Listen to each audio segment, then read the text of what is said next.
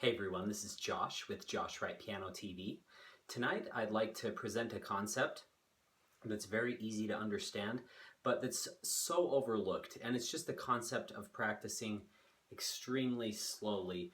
But what we should be focusing on when we're practicing that way, because it's very easy to get mindless and to just kind of have your mind go in every other direction, be thinking about your day. Certain aspects that we need to focus on and hone in on when we're practicing this way. And just a quick update before I start demonstrating with this particular passage. I just wanted to let everybody know that since my wife is expecting our first baby at the end of November, which we're very excited about, we've decided to postpone the Christmas album to next Christmas. We have most of the album done actually, but it's just a matter of her being able to sit through those long recording sessions, and she's just not feeling up to that. So we do apologize, but we will be continuing to work and to finish the album the rest of this year, and then after she has the baby, and then obviously the beginning of next year to be released next Christmas. So just wanted to give you a quick update. Thank you to all of those who have supported that project, and also to all of those who support Pro Practice and this channel. I just truly appreciate all of your support so much. It means a lot to me. I want to demonstrate with one of the most sublime passages in all of the music repertoire, in my opinion, and it's this contrapuntal passage found in the 4th Chopin Ballade.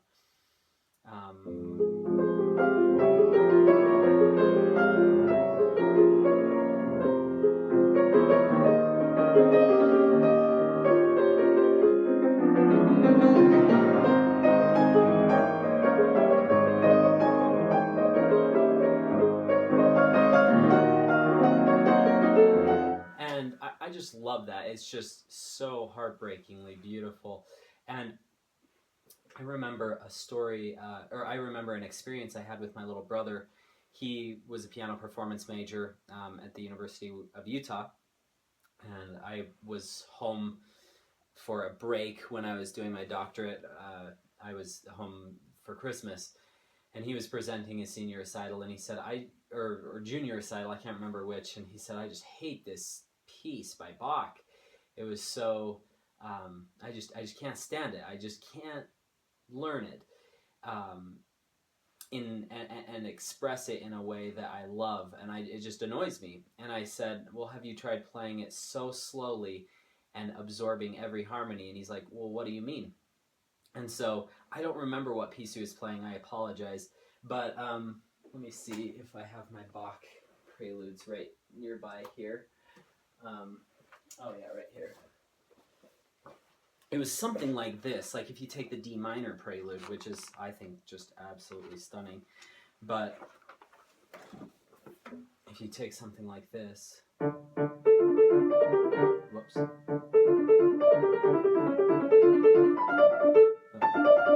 Sorry, I've never actually learned this. I've only taught it, so it totally sucks.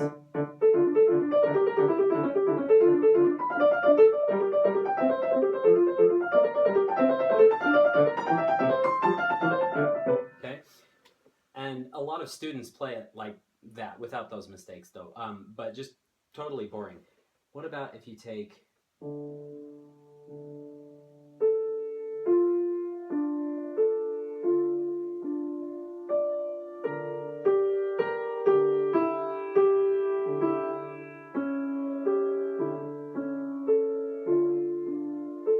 It's as if you're hearing the piece for the first time.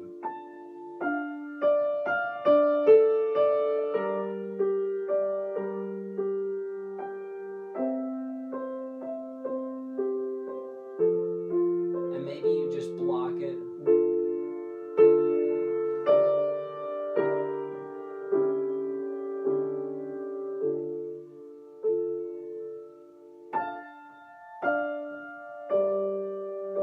So then when you actually do play...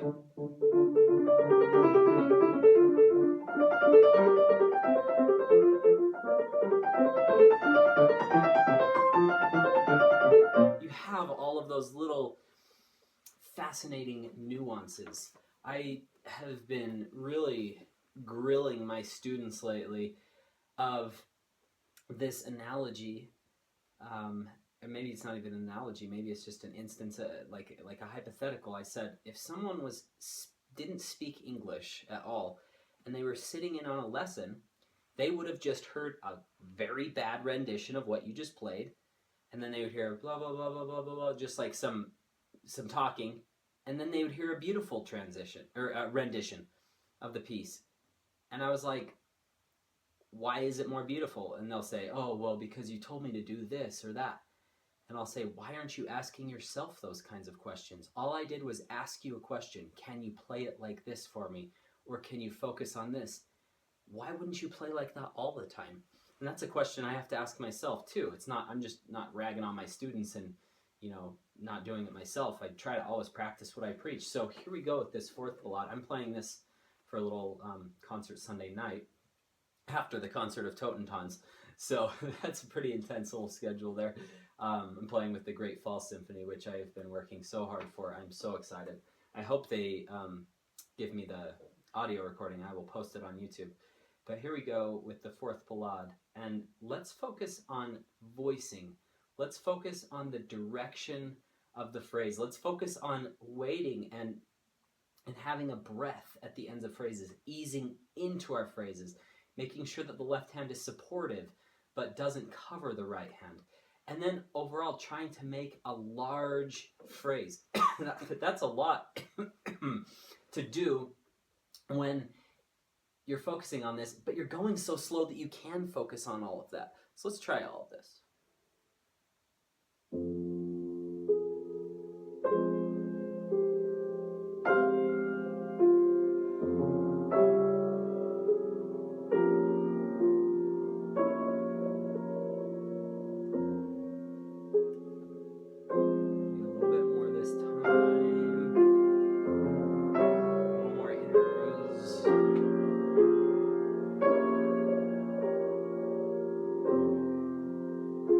Now, just for demonstration purposes, I'm going to keep going, but I might, go through and do that a bunch of times in a lot of different tempi. After I've done it that one time slow, maybe I'll do it 3 or 4 more times slow, and then I'll do it medium, then I'll do it fast, then I'll go back to slow. I'll do all sorts of tempi there. So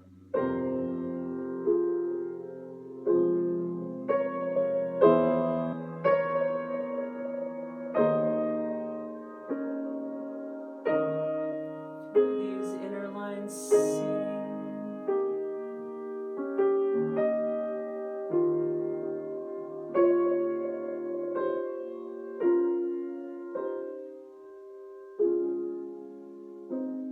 Let's actually just go up to there, and now let's experiment. So, I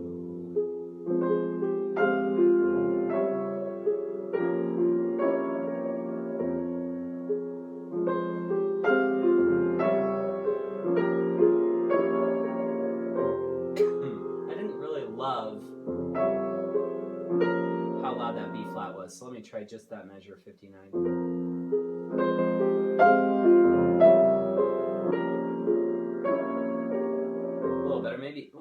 Maybe I do need it big because it's passionate. Maybe I'll work down to there.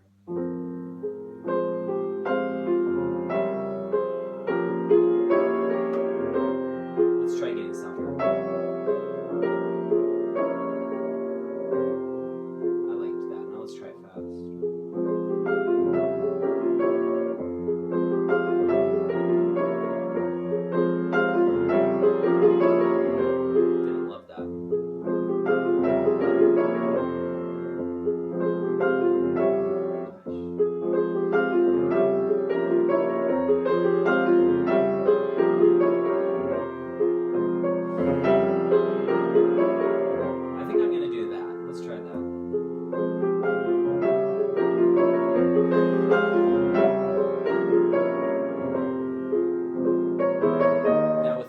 Bit less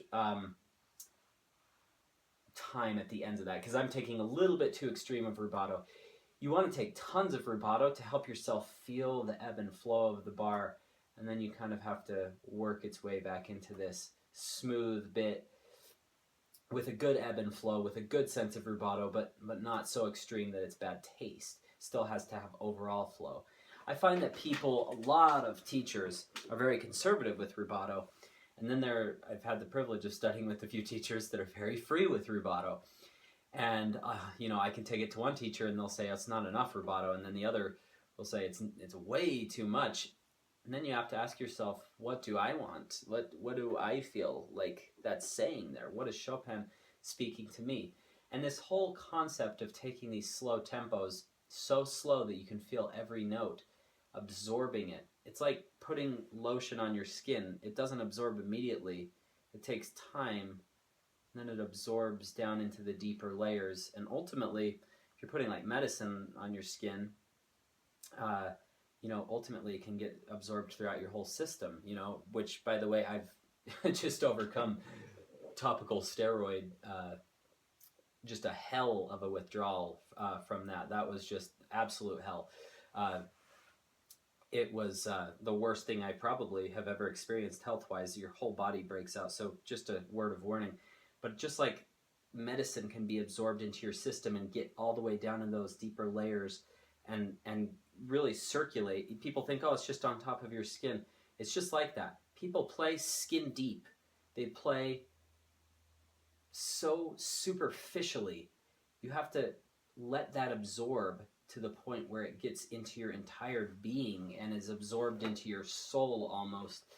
And then when you play, this isn't going to be absolutely perfect, but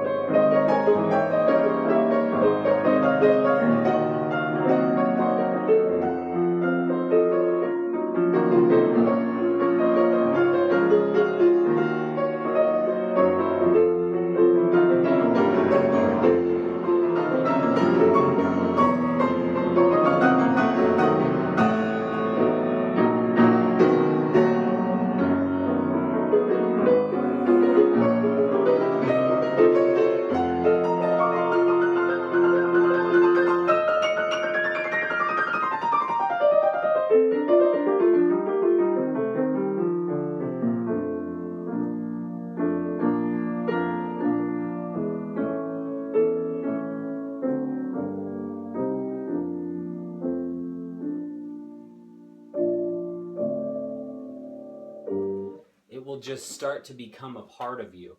And I don't know of any better way to say it than just allow yourself the time to think and play perfectly on your first try. And you will start to play music if you're trying to feel every note like you've never played before. You'll start to feel like you've never played before. And that's really one of the great secrets of music, is play slow. But ask yourself those questions. How do you want it to sound? How do you want that to be portrayed? What emotion are you trying to evoke? What image are you trying to project onto the audience? So I hope this has been helpful. Some of these are just random thoughts I've had, but I want you to think about back to what I said earlier. If someone was watching you and you played that horrible rendition, and then your teacher says, try it this way, try it that way, but they didn't speak English, they would see, oh my gosh, that was horrible. Oh my gosh, that was beautiful. Why not just play the beautiful one in the first place and take the time to actually learn it that way? So I hope that's helpful. If any of you have questions, my email is josh@joshwrightpiano.com. Thanks so much for your support. Have a great week.